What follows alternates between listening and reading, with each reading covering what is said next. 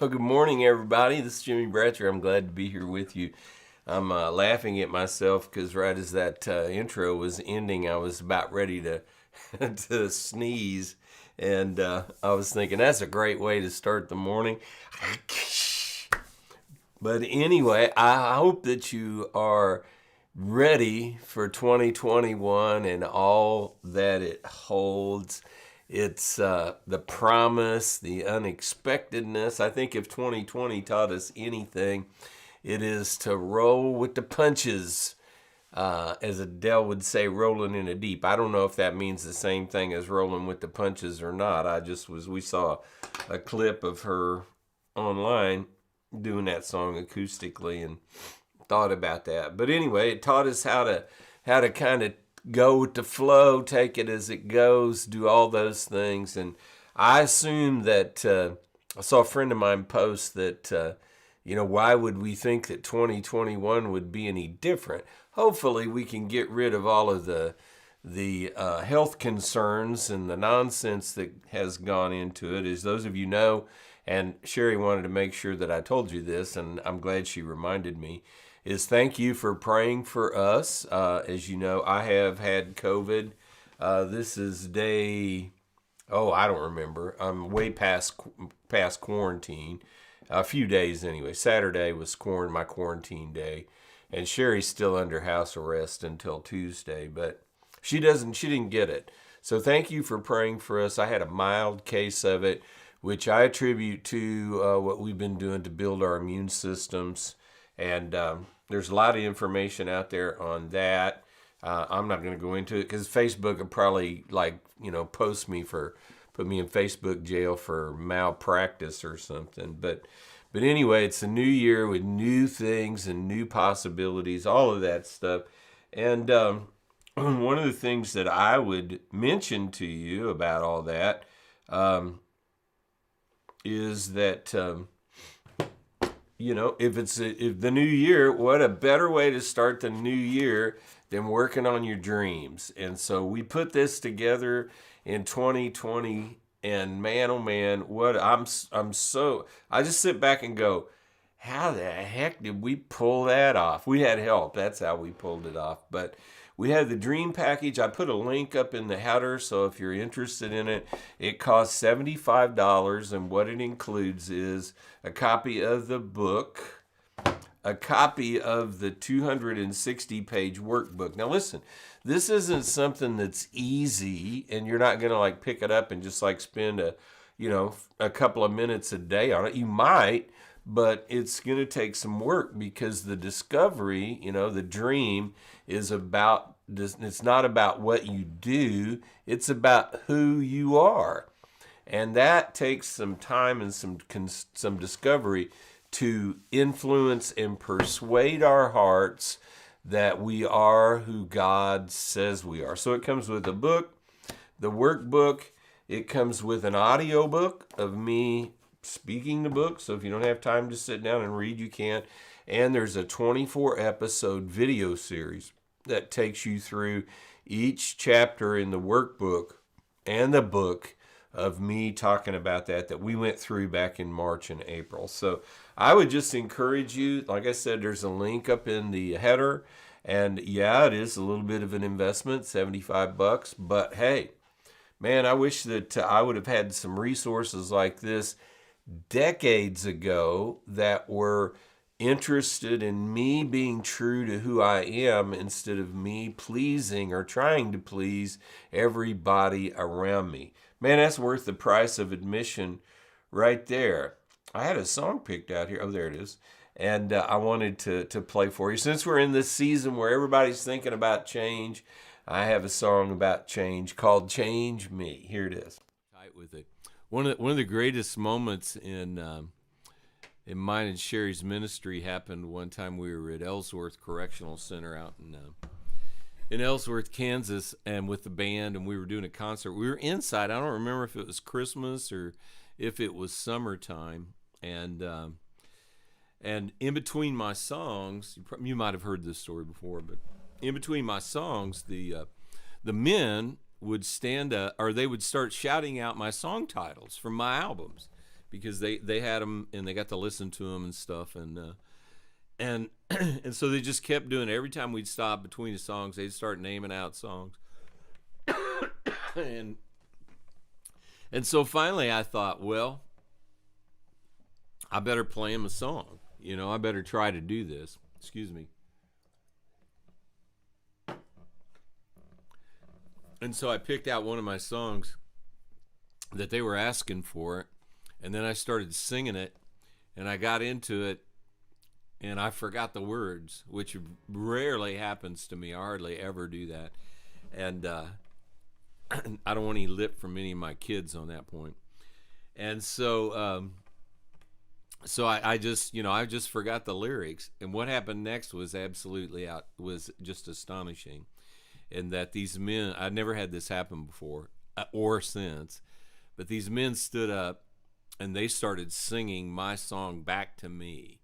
And it was just an incredible moment. And I'll remember it forever, because when I got home, I thought, well, hey, I ought to maybe learn that song over again. So when I did, I just really realized how much the lyrics were speaking to those men that day. And it was so impactful that they memorized it, and it got down inside their hearts, and they took it inside, and it became part of who they are. So I'll try to play some of that song if I can remember it. How's that? Does that work? All right, hang on a second. Let me get back over here so I'm not distracted.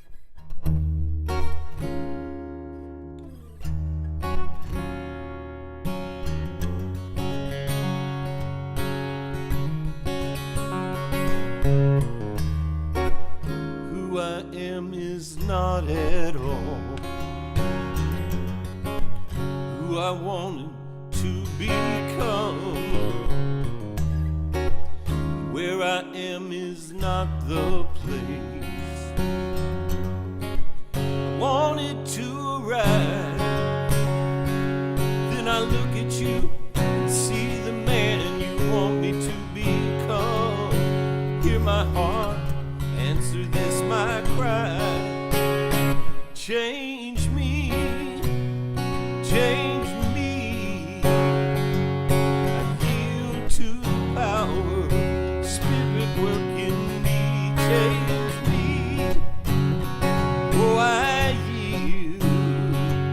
The less of me, more of you. Change me. I got through that verse.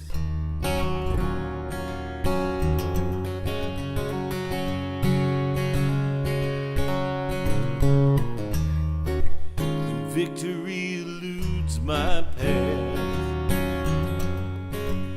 Disappointment borders my day. Vision of my future fades. With clouds from my past, then I see you triumphed over all, and your power lives in me. Hear my heart, answer this my cry. Change me, change me. I yield to the power, Spirit work in me. Change me, oh I yield. The less of me, more of you. Change me.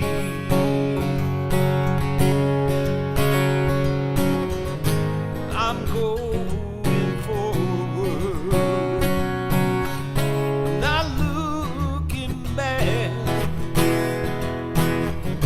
to what you must, but don't leave me the same.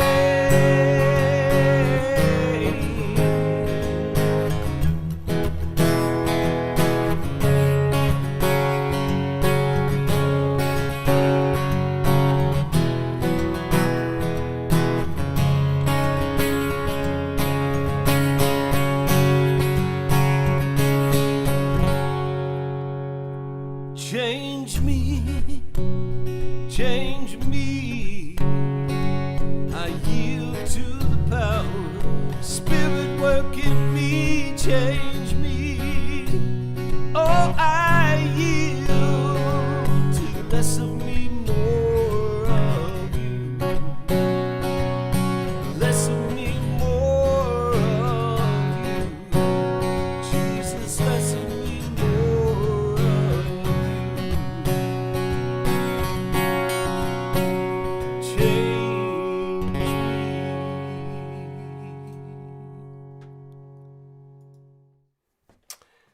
Well, there you go.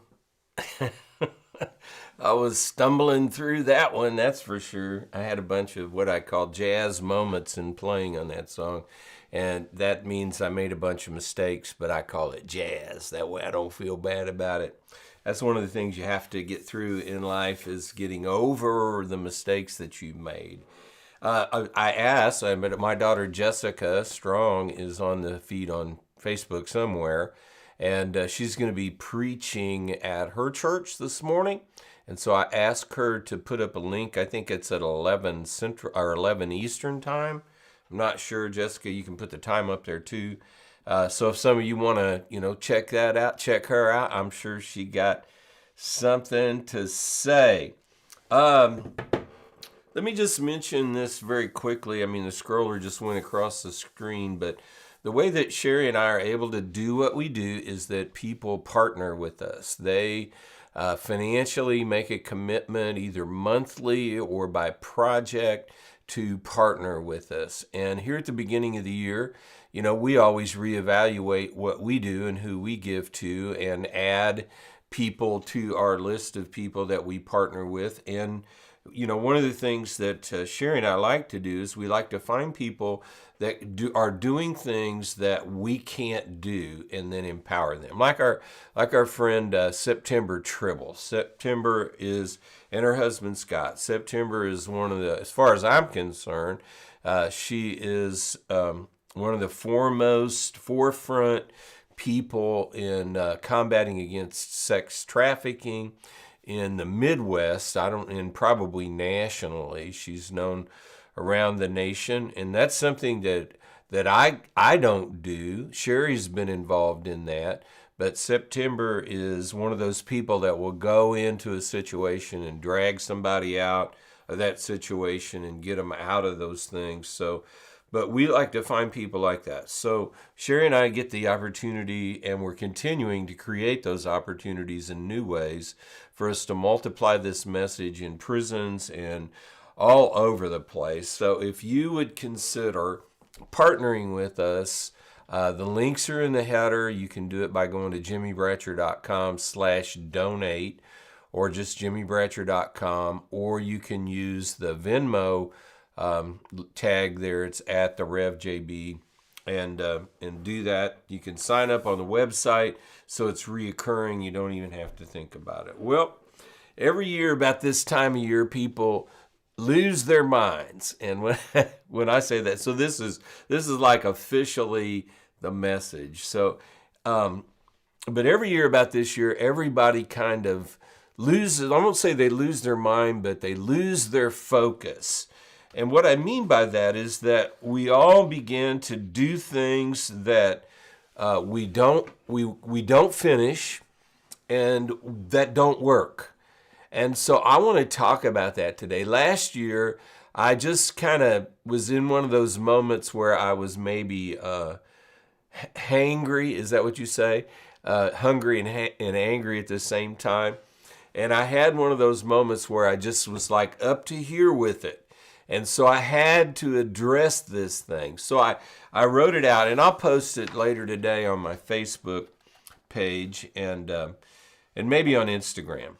But here it is. It's my anti-New Year's resolution. And here's what it says. I will not spend all of my time focused on all the things I'm failing at.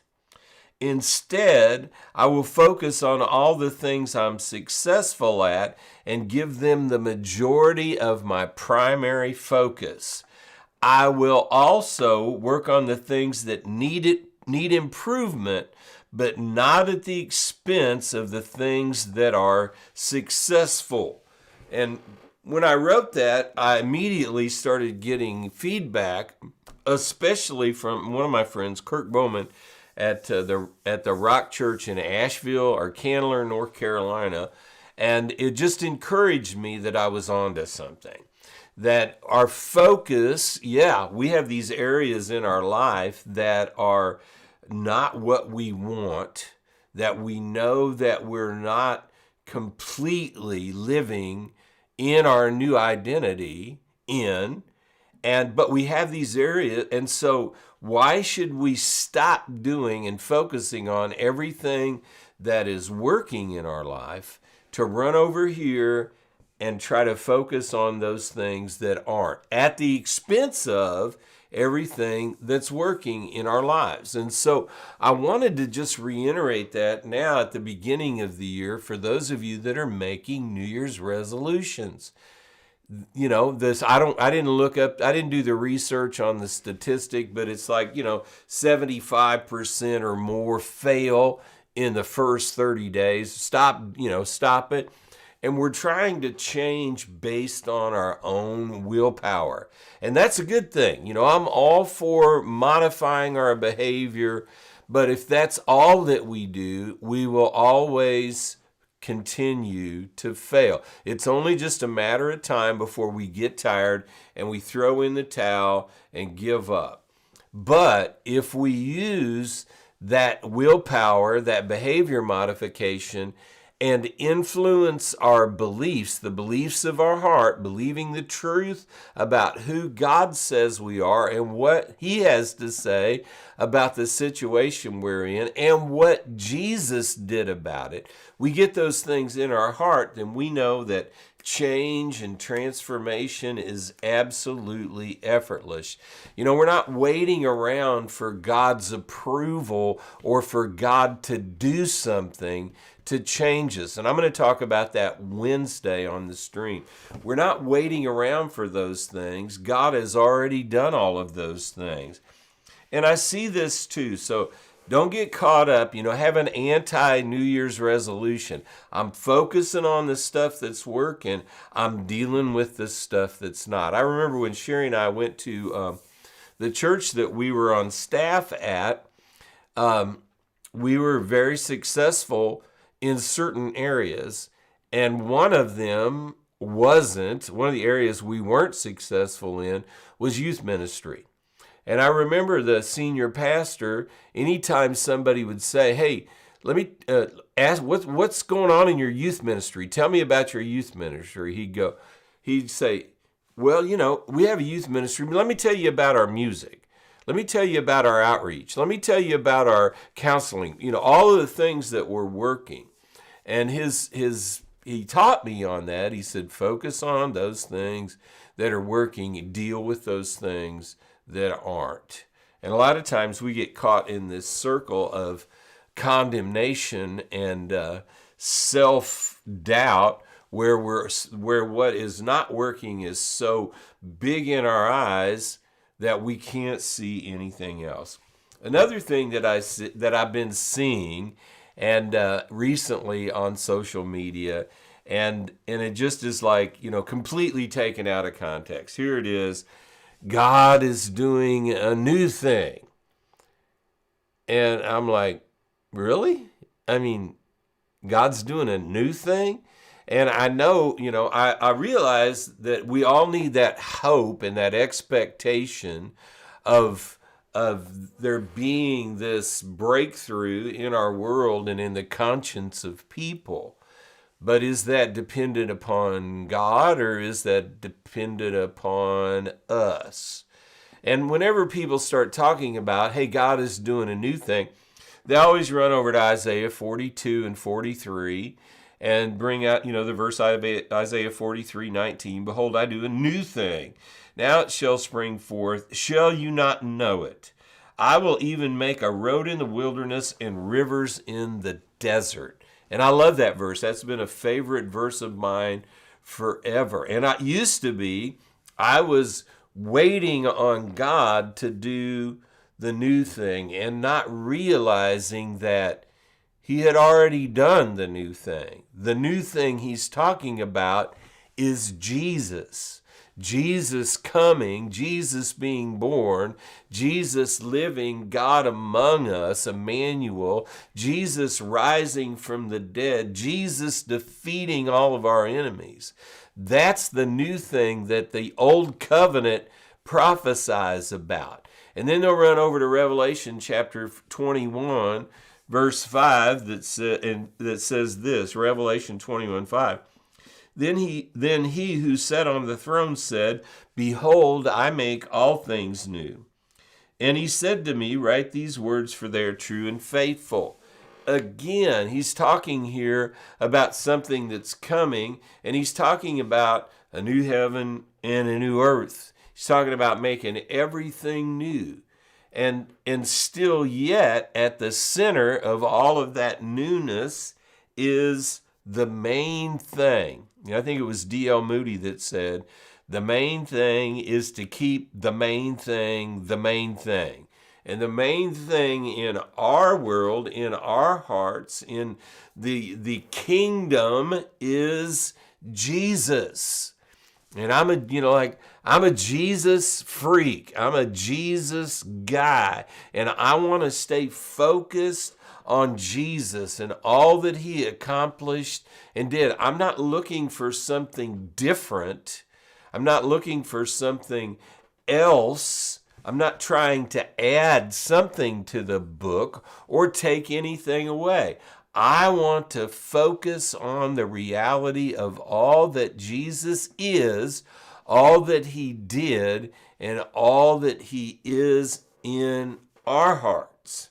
That's what I want to focus on. So my suggestion right now is for us to keep our eyes focused on the new thing, and his name is Jesus. Quit buying into the religious nonsense that will take your eyes off the prize.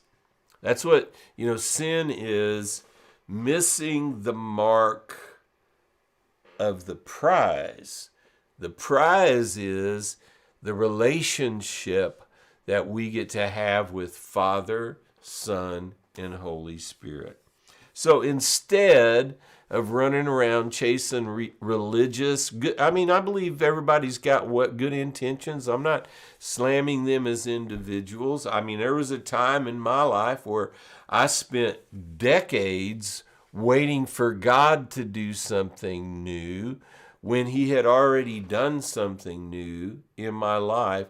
And instead of realizing and being satisfied with that and nurturing that relationship and enjoying his presence and doing all of the things, in being thankful for his provision, I created this attitude of lack in my life, saying, it's not going to be really, really real until we have this other thing that's supposed to be coming. And I'm all for, I'm all for the day that the earth, Jesus appears in the clouds, and it's like, but Jesus doesn't know that day. Only the Father knows that day. So my expectation is in today. And so rather than get sidetracked from the main thing, how about we have our minds and our hearts on some things that God is doing? Here we go. Philippians 4:8.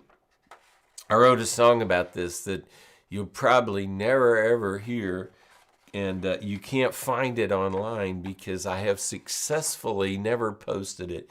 It's from the 80s. So anyway, it's called What Are You Feeding Your Mind? Philippians 4:8. Finally, brethren, whatsoever things are true, whatsoever things are honest, whatsoever things are just, whatsoever things are pure, whatsoever things are lovely, whatsoever things are of a good report, if there be any virtue, if there be any praise, think on these things.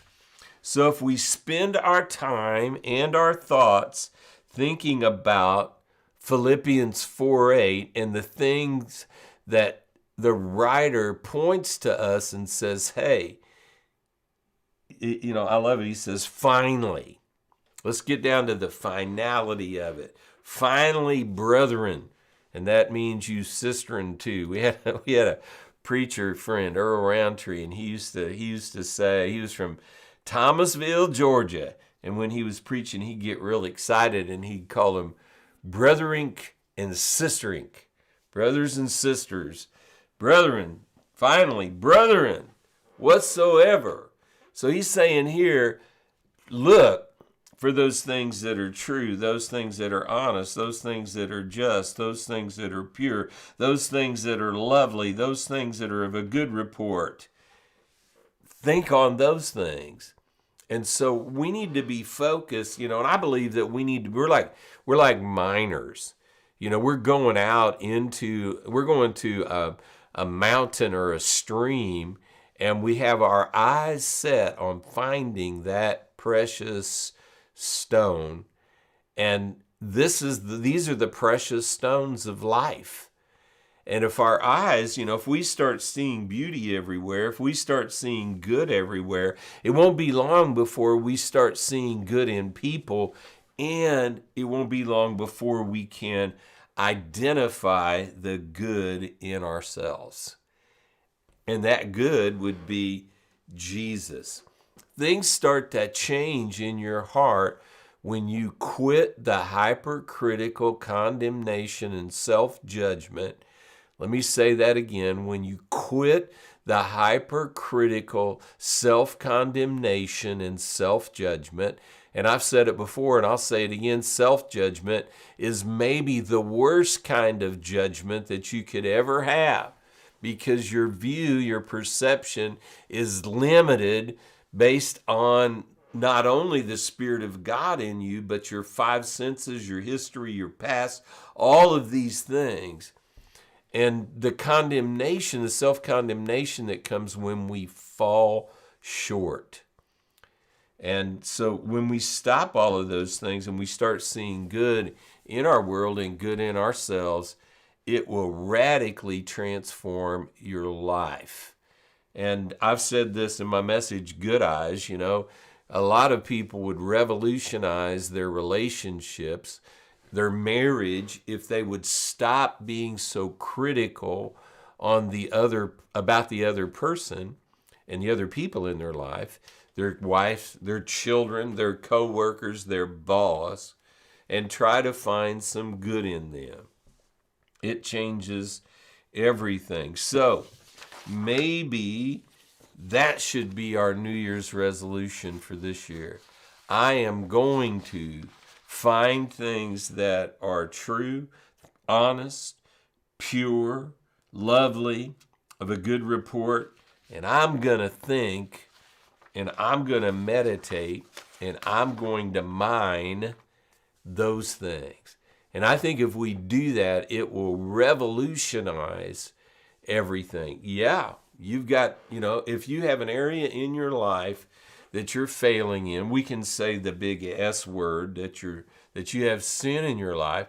It's going to erode the quality of life that you have until you find the truth in your heart that then allows you to put off the old man and put on the new man. Until you identify those things that are of your old nature, the sinful nature, the destructive nature, and put those things off, renew your mind to the truth, and put on the new man, and transformation will happen then. But as long as you don't deal with those things, then they will continue to erode, take away. They'll continue to do what sin does. Sin produces death in us. Bible's real plain about that. But instead of our focus being on our failings, our focus needs to be on, how can I get the Word of God into my heart and believe it above everything else, above the circumstances, my perception, how it looks, whatever's around us, the storm that's raging, all of those things? Can I focus my attention on getting those things in my heart and believing those things in my heart, so that it produces instant, effortless transformation? That, my friend, has taken me 44 years to come to the conclusion that needs to be our focus. Well, a few things that are going on in our world. I'm getting over COVID. And I'm still not 100%. Even though it was a mild case, I still have some congestion. For me, it was more like a sinus infection than anything. You know, one of those sinus headaches where you feel like your eyeballs are falling out. One of those things. But I'm still fatigued from it. So I went out and shoveled it. We had snow New Year's Day, about 6 or 8 inches or something. And so I went out and shoveled snow and got a little bit of it done and came inside and took a nap. So that's where I'm at with that. But be praying for Sherry that she doesn't contract this. She hasn't. Sherry has an immune system like Fort Knox. I mean, she just never catches anything. I'll get sick 3 or 4 times with the cold or the flu or whatever. Sherry won't have anything. She's just that way, and I'm so thankful for that. But pray for her. And then on January 20th, I will be going in for surgery on my other knee. So I will have 2 brand new knees coming up on the 20th. And I'll start that recovery process. I will probably, I'm not completely convinced about this, be taking at least a week off of the stream because of that. I tried to get things rolling, so I got it in advance. And if I can pull that off in the next couple of weeks, that will be good. Just for some things coming up, we are just like ever so close to finishing the book The Little Girl Wins, which is the book about Jessica's story. I had planned on having it all finished by the first of the year, but I got this sinus stuff, this whatever COVID or whatever it is, and the book is so emotional for me that I spend most of my time reading it crying. And for, you know, those of you that know, crying when you have sinus issues is not a good thing. So, but we are probably 2/3 of the way through the final read. Sherry and I are reading it out loud, and we will be sending that off to the artist or to the editor that's helping us, and to the graphic artist that produced the workbook, the cookbook, and doing that, and then in March 14th actually will be 10 years since we met Jessica and the crew, Leroy and the boys, and it's an exciting thing, and we're looking forward to that story being done and printed. We already have people that are interested in having us on their TV shows, and we're just really excited about all of the help that can bring people. If you haven't heard that story, you can go to my YouTube channel and subscribe when you're there. And there's a video there called The Little Girl Wins, and you can just search for that, and it'll come up, and you can watch Jessica and I tell them the story. So thank you again so much for being here. If you have things that you need prayer for, please put them in the comments on the stream wherever you are, and Sherry will pick those up, and we will be praying for you. As always, I am so grateful that you're here. Hopefully, you know, it's hard to plan for 2021 for us. For those of you that know, you know, about at least over 1/3 of our income comes from our live engagements, those like public gathering things. So all of that was wiped away in 2020, and it's hard for us to know what to schedule. That's why, as I mentioned earlier, it's so important that folks like y'all pick up the cause with us of our mission to preach the gospel, to share the love of Jesus everywhere. That's not just in churches, but everywhere that we go, in prisons, in clubs, at biker rallies.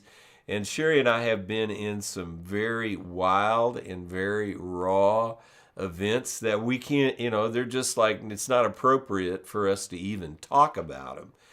But we're able to go into those situations because of the Holy Spirit, first of all, because of the love of Jesus that's in us and coming out of us, but ultimately because of my music. In just a few days, probably this week, I will be writing a check, which is $4,400, to a publicist, Betsy Brown at Blind Raccoon Music in Memphis, and she will be undertaking the task of promoting not the cookbook, but the music from the cookbook. So for those of you that pre-ordered this, I was supposed to release another EP on the 12th of December, and because of my knee and everything else that happened after that, we didn't get that done. But it's all ready. It's at the mastering lab right now. It will go to the duplicators shortly after. The graphic artist is doing the layout on it. But anyway, we're spending that money, which is money that we have saved in reserve. But if you would like to participate in that, here's what will happen. And it has happened in the past, so I know this. We will have over 120 countries that will be playing the music from I'm Hungry. You say, well, what is that? It's just about food. Yeah, well, it is, but it's an introduction. What's it an introduction to? It's an introduction to me. And when they're introduced to me, then that creates a platform or an opportunity for me to be able to speak, to sing, to teach, to do everything that we do into their lives and into their hearts. So we already know, pretty much assured based on what's happened with several of my CDs in the past, we'll have airplay in 120 countries. We'll have several thousand media outlets, streaming outlets. All of these press media will write about it, will review it, will play it on their radio shows. All of these things will take place starting in probably late March or early April, sometime around in there. And so we do those things. Again, it's all about awareness. If people are aware of us, then we can create that relationship with them, and that opens up their hearts, and it gives us an opportunity then to speak into their lives. And some of you are here right now just because you went through that process with us. So if you would consider, and I very rarely ask this, and I should do it more often, partnering with us, you can go to the website and go to jimmybratcher.com/donate, or at the RevJB on Venmo, and you can donate. If you go to the website, you can donate for reoccurring giving, and that would help us tremendously. Maybe you can give a lot, maybe you can give a little. It all works to keep us doing what we are doing. And so anyway, it's all part of the process. But I love you all, and I'm so glad that you're here, and so glad that you take the time to be with us. Sherry and I are I'm just amazed that you're here, and I appreciate it so much. So I will see you Wednesday night. I've already got the message prepared. I'm ready to rock and roll. God bless you all. Remember, we're focusing on the good stuff, and we're dealing with the bad stuff. It's just that simple. God bless you.